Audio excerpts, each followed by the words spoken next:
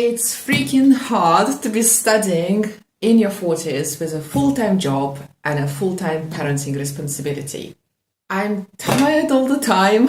My daughter is going to bed later and later, which is eating away at my evenings when I could be doing this study. And it's so frustrating that days are going by and not very much gets done. And it's not the most exciting topic, personal taxation.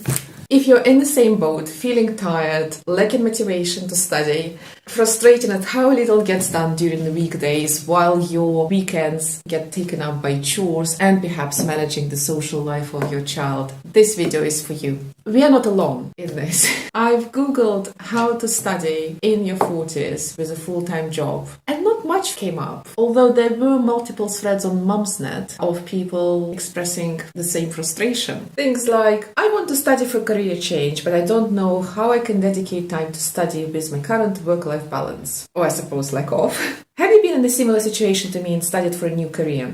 I'm scared of taking a job less than I earn now. That would also mean less time with my young children. Although I definitely see the benefit in a higher pay later on, I would feel incredibly guilty if it meant I couldn't be there for my children. It's just one of them, but there are quite a few of these posts on Mumsnet. So I thought I would compile a set of tips and advice that I found useful, having already passed one of 6 exams for my diploma in regulated financial planning. This was the exam that I did pass. I still have 5 to go.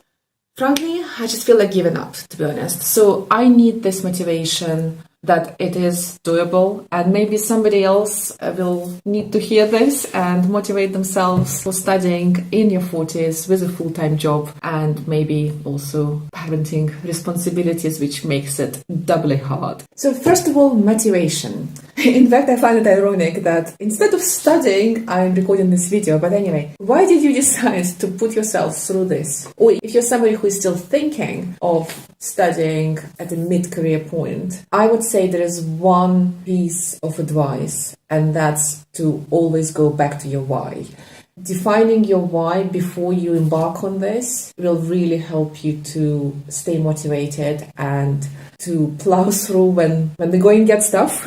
For me, at the very least, it's about equipping myself with financial knowledge, which is a very useful skill for life. And I always remind myself that financial literacy is super important, not only for me, but also to be able to then impart this on my daughter as she's growing up. I do have a couple of big ideas what I want to do with this longer term. Quite aside from becoming a financial advisor, saying something like, oh, I just want a bigger pay is not going to be enough when the going gets tough, when you're really lacking motivation, because it's just not specific enough. What you do need is visualizing in the future yourself having attained this qualification or a degree or whatever you're studying, not only in terms of the job title that you will have, but what difference you're making in your own life and in other people's lives and how it's making you feel, really reconnecting with your why before and during your studies.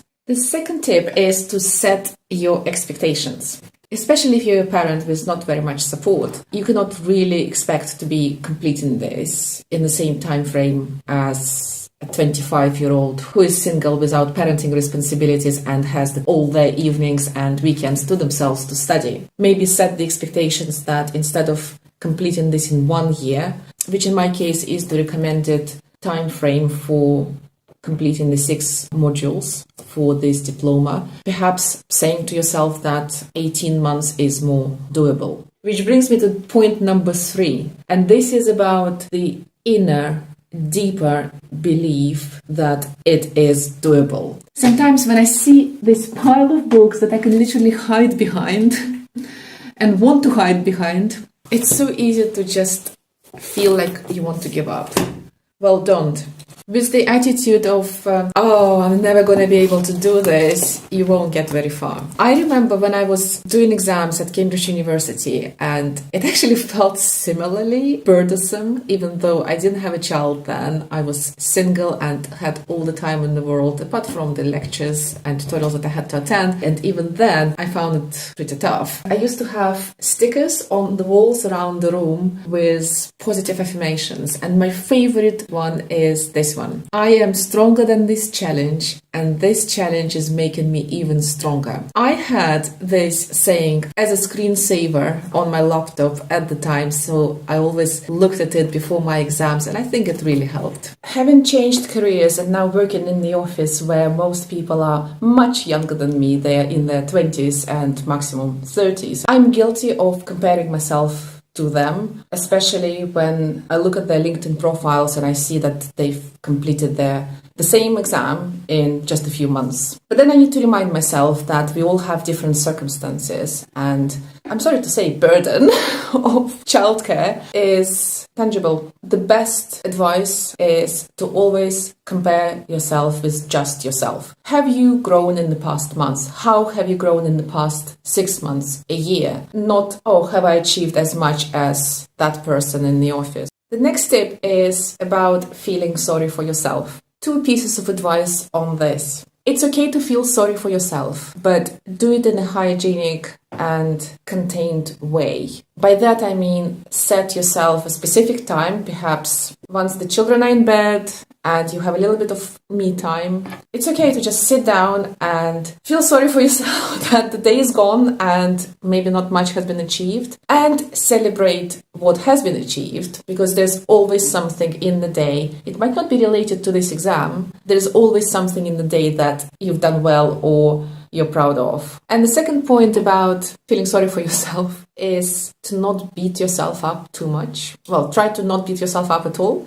But if you do, rather than saying, I'm a which unfortunately I sometimes tell myself, saying something like, child-free time is in the past. I am doing my best with what I've got in the time that I have now to change the trajectory of my future.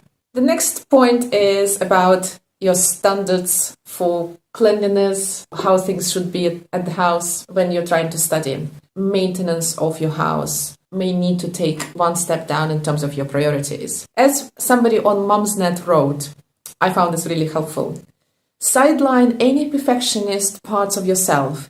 You should now be happy to be doing a just about good enough half-assed job of pretty much everything. So lower your standards for cooking, cleaning, general life admin, and try to outsource it as much as possible. Okay, the next one is about guilt. I found that on the forums, most moms suffer with guilt. I'm not going to go into the roots and causes of guilt. It's real, and you need to release yourself from guilt while you're doing this important work. It is dragging you behind and keeping you away from reaching your goals.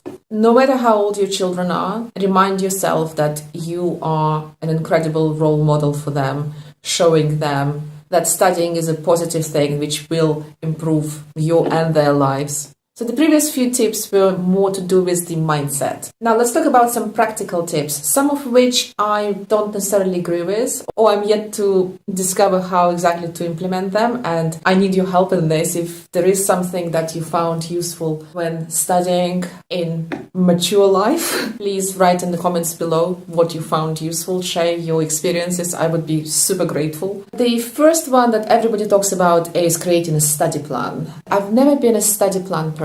Even when I was studying for my medical degree, I was quite sporadic and chaotic in terms of my revision, and that's just me. It was super stressful, but it still worked for me. While others on my course were super strict with their study plans, and they had a plan literally lined out for every 15 minutes of their days. I found that quite stressful.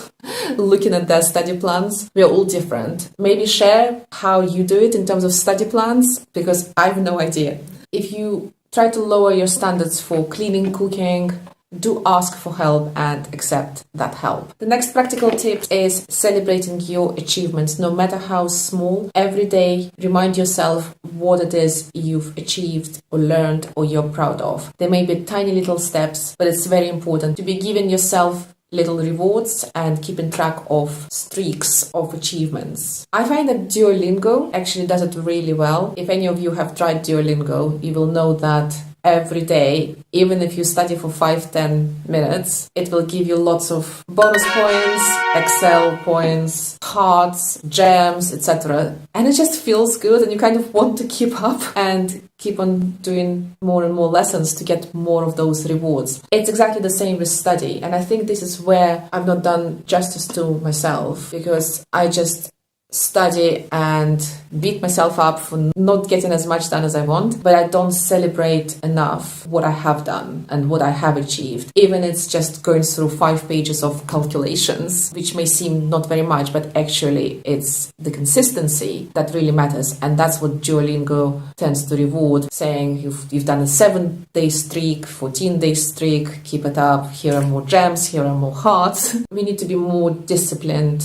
in giving yourself a pat on the back and saying, well done me.